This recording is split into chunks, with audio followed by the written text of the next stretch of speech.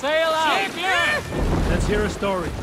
In my youth, I remember hearing the story of Calda, a fierce young woman whose father forbade her from swordplay and raids. Calda had skills to match or surpass any man in the clan. And so it was that her beloved Gapi asked her aboard his ship. Once again, Calda's father forbade her to leave, calling her soft and weak and fragile. Calda ignored these insults and left. For a full spring, Calda and Gapi sailed the coast of Francia, raiding and plundering and taking much silver and riches. Then, in the early weeks of summer, a passing ship gave Calda the news that her mother had died suddenly. Calda was grief-stricken. Calda returned quickly home, only to find her mother there, alive and standing quietly beside her father. Calda was confused. Calda's father spoke with a sour voice. "I sent the tale of your mother's death, for you were insolent. But now you are home, where you must stay." Hearing these words, Calda pulsed hot with rage. She slew her father and fled back to her ship, then set a swift sail for the horizon.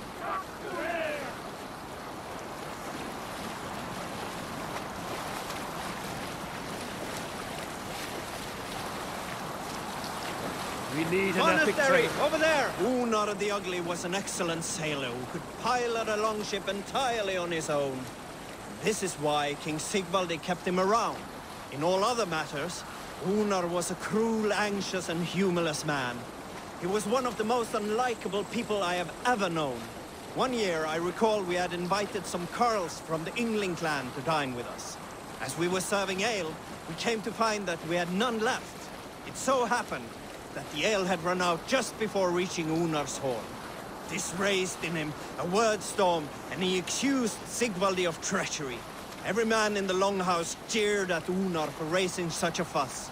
This made Unar angrier than before, and he stormed out.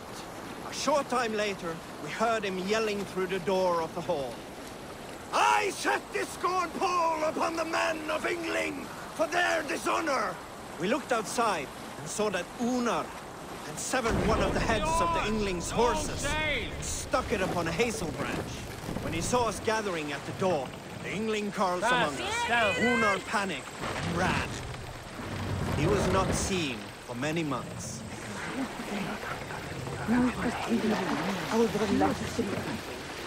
Set the mast up!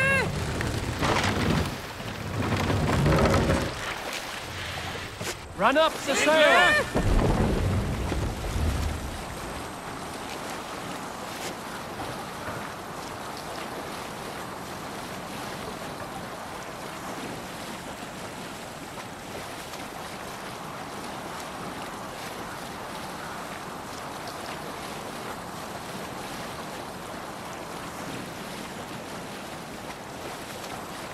Who will share a tale?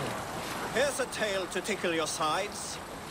The winter before, I was drinking in Stavanger with some companions. With us in the mead hall were men of Bard Jarl's clan, one of which was a poet named Halli, called Sarcastic Halli by most. 7 ale horns into his night, Halli stood upon his table and called across the room to another man, a skald named Tjodolf. "Tjodolf!" he yelled. "I can compose a more beautiful poem with my belching than you could with your tongue and fine words." The room laughed. Tjodolf loudest of all. "I accept your challenge, Sarcastic Halli," he shouted.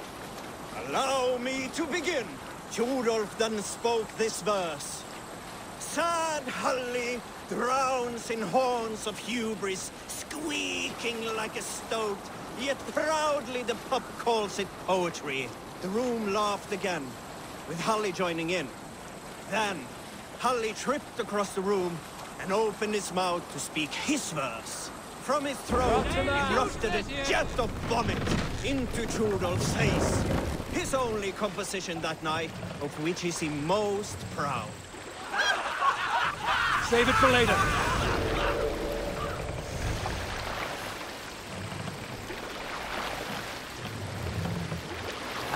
Where were you? Mast up!